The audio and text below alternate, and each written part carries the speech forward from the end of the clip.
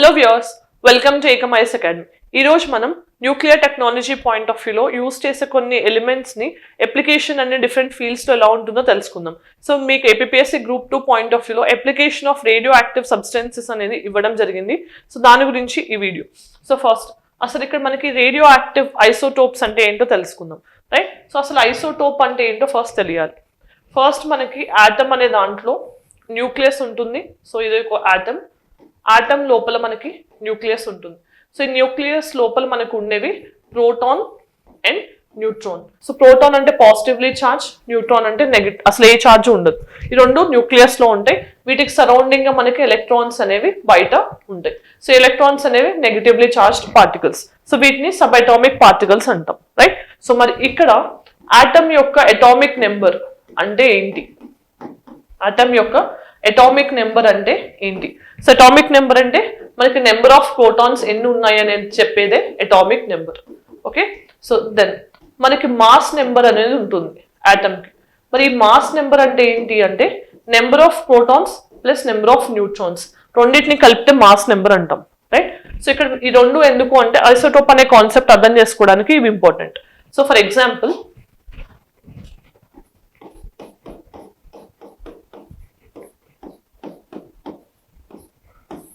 Right, ఇవన్నీ కూడా hydrogen ఎలిమెంట్సే, కానీ వీటి అన్నిటిని హైడ్రోజన్ ఐసోటోప్స్ అంటాం. ఎందుకు అలా అంటామంటే సో మనకి ఇక్కడ కింద ఉండేదాన్ని అటామిక్ నెంబర్ అంటాం, రైట్? సో ఇదేమో మాస్ నెంబర్. ఓకే, సో మరి ఇవన్నీ కూడా చూస్తే మనం 1 సేమ్ ఉంది అని అంటే అన్నిటికీ సేమ్ అటామిక్ నెంబర్ ఉంది. అటామిక్ నెంబర్ అంటే ఏంటి? ఇక్కడ నెంబర్ ఆఫ్ ప్రోటాన్స్. అంటే వీటన్నిటిలో నెంబర్ ఆఫ్ ప్రోటాన్స్ ఎన్ని ఉన్నాయి? 1. నెంబర్ ఆఫ్ ప్రోటాన్స్ అనేది 1 ఉంది అన్నిట్లో కూడా, రైట్? ప్రోటాన్ అనేది పాజిటివ్లీ ఛార్జ్ అని చెప్పాను.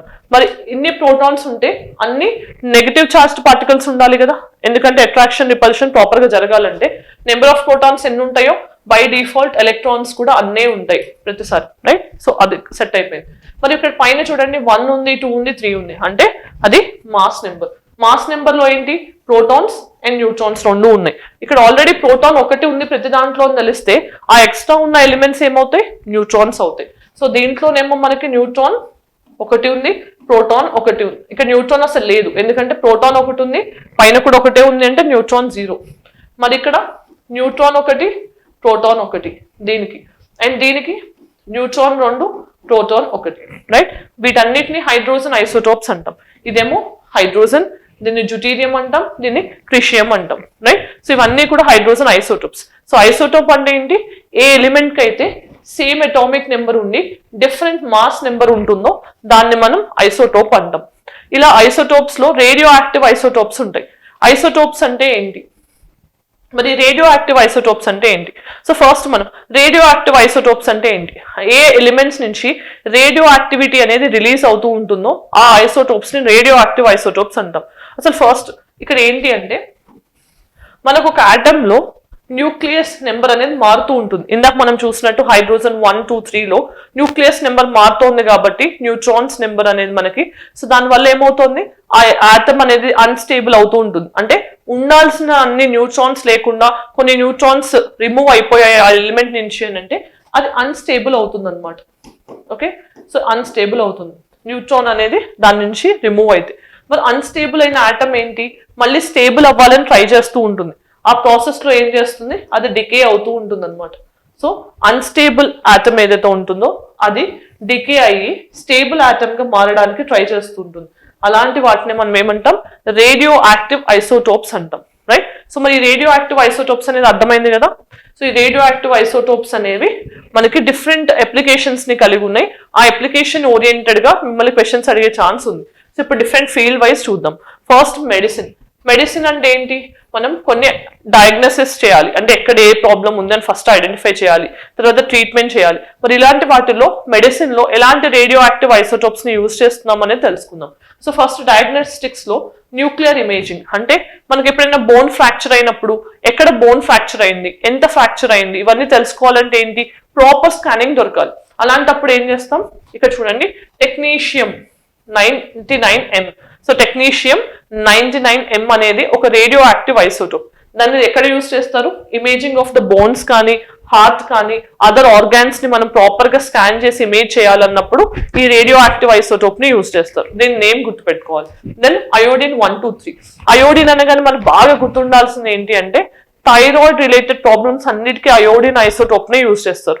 అయోడిన్ 123 అనే దాన్ని మేజర్ గా యూజ్ చేస్తుంటాం థైరాయిడ్ రిలేటెడ్ డిజార్డర్స్ కి. మరి నెక్స్ట్ మనకి పాజిట్రాన్ ఎమిషన్ టోమోగ్రఫీ అని అంటాం. మరి పెట్ స్కామ్స్ అంటే ఏంటి అంటే సో మరి కొన్నిసార్లు కార్డియాక్ ప్రాబ్లమ్స్ ఇలాంటివి వచ్చినప్పుడు దీన్ని యూజ్ చేసి మనం స్కాన్ చేస్తూ ఉంటాం అనమాట.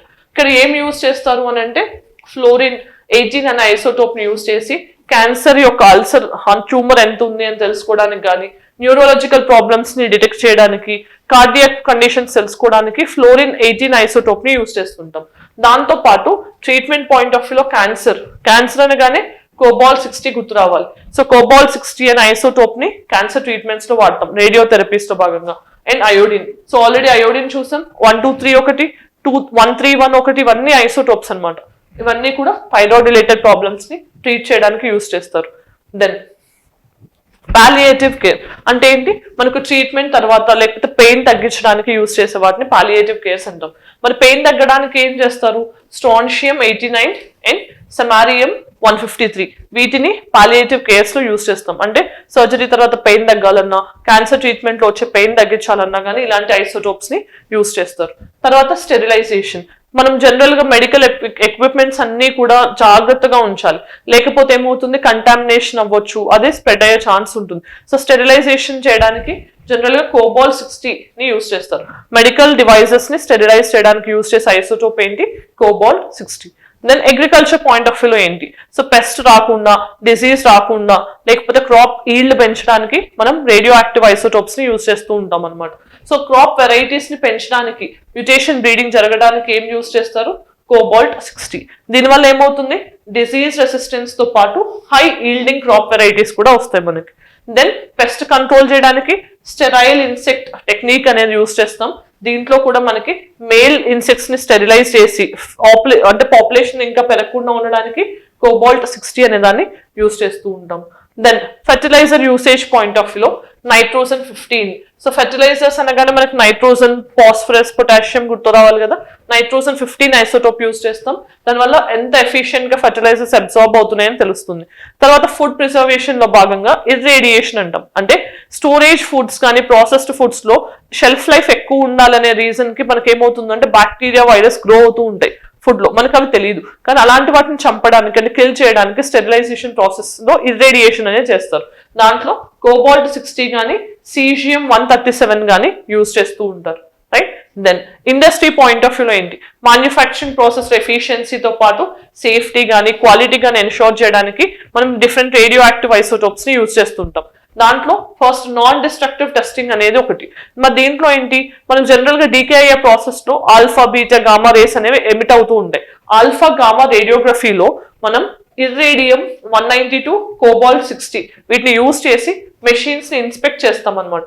వెల్స్ ప్రాపర్ గా ఉన్నాయా, ఏ డ్యామేజ్ లేకుండా ప్రోడక్ట్ వస్తుందా లేదా, ఇవన్నీ చెక్ చేస్తారనమాట.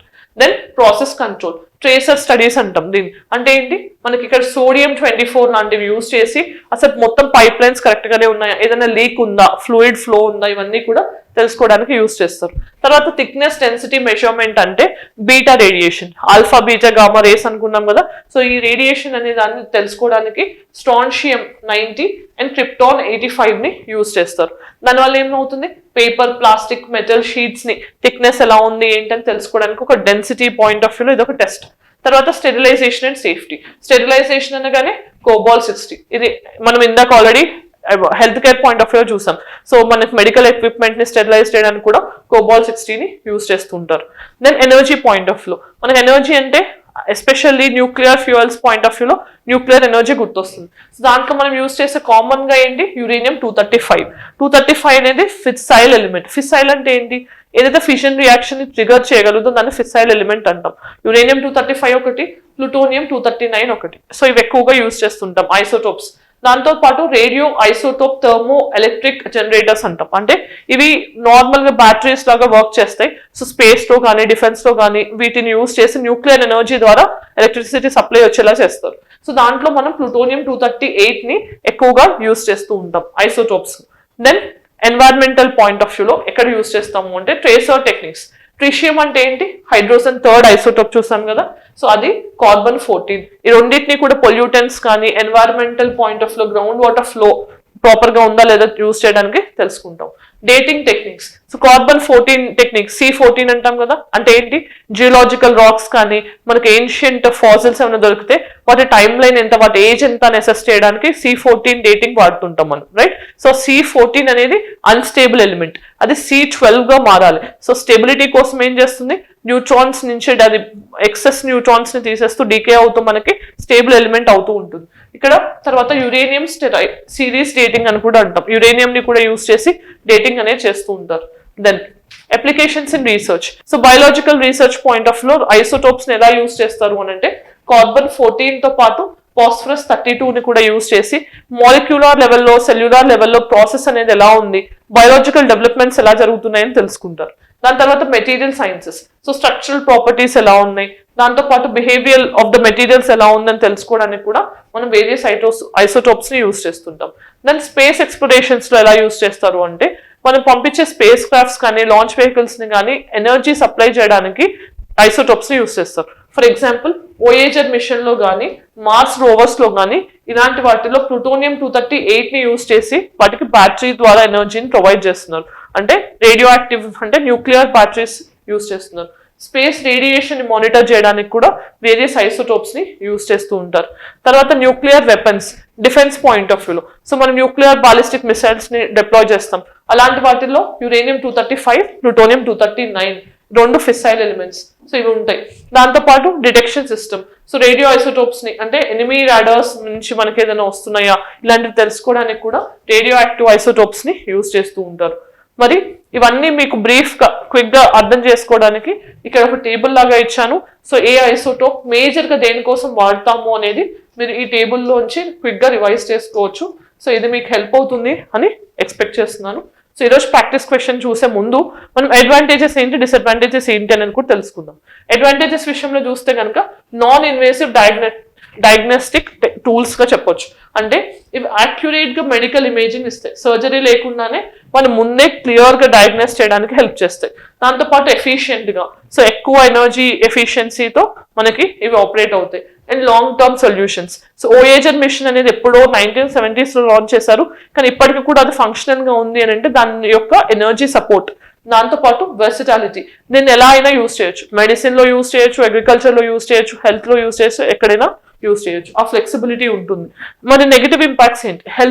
హెల్త్ ఇష్యూస్ వచ్చే ఛాన్స్ ఎక్కువ ఉంటుంది రేడియో యాక్టివ్నెస్ వల్ల, రేడియేషన్ వల్ల. దాని తర్వాత waste management, so radio active substances అంటేనే దాని నుంచే హార్మ్ఫుల్ వేస్ట్ అనేది ప్రాపర్ గా డిస్పోజ్ చేయకపోతే ఖచ్చితంగా అవి పొల్యూట్ చేస్తాయి. దాంతో పాటు హై కాస్ట్ ఉంటుంది, అలానే సెక్యూరిటీ కన్సర్న్స్ కూడా ఉంది. ఆ వేస్ట్ ని మనం ప్రాపర్ గా హ్యాండిల్ చేయకపోతే దాన్ని మిస్యూజ్ చేసి మనకి వెపన్స్ చేసి దాన్ని రివర్స్ చేసే ఛాన్స్ కూడా ఉంటుంది. మరి ఈ రోజు ప్రాక్టీస్ క్వశ్చన్ ఏంటో చూద్దాం. Isotope iodine-131 is used for the treatment of which of the following diseases? Diabetes, tuberculosis, thyroid disorders, hypertension. మరి iodine-131 ఐసోటోప్ ని దేనికోసం వాడతారని తెలిస్తే ఆన్సర్ కామెంట్ సెక్షన్ చెప్పండి. Mains question, critically analyse the progress of India's 3-stage nuclear energy programme. How does it align with India's energy security needs? మరి 3 stages of nuclear programme ఏంటి అనేది మనం ఆల్రెడీ ఒక వీడియోలో కవర్ చేసాం. సో దీని గురించి క్లారిటీ లేకపోతే ఆ వీడియో వాచ్ చేయొచ్చు. దెన్ మరి ఈ రోజు మనం డిస్కస్ చేసింది ఏంటి? Applications of radio active isotopes. అసలు ఐసోటోప్ అంటే ఏంటో చూసాం, దాని తర్వాత రేడియో యాక్టివ్ ఐసోటోప్ అంటే ఏంటి, మరి వేరియస్ రేడియో యాక్టివ్ ఐసోటోప్స్ యొక్క అప్లికేషన్స్ సెక్టర్ వైజ్ చూడటం జరిగింది. సో ఈ వీడియో మీకు హెల్ప్ అయితే కనుక మీ ఒపీనియన్ కామెంట్ సెక్షన్ లో చెప్పండి. Thanks for watching. All the very best.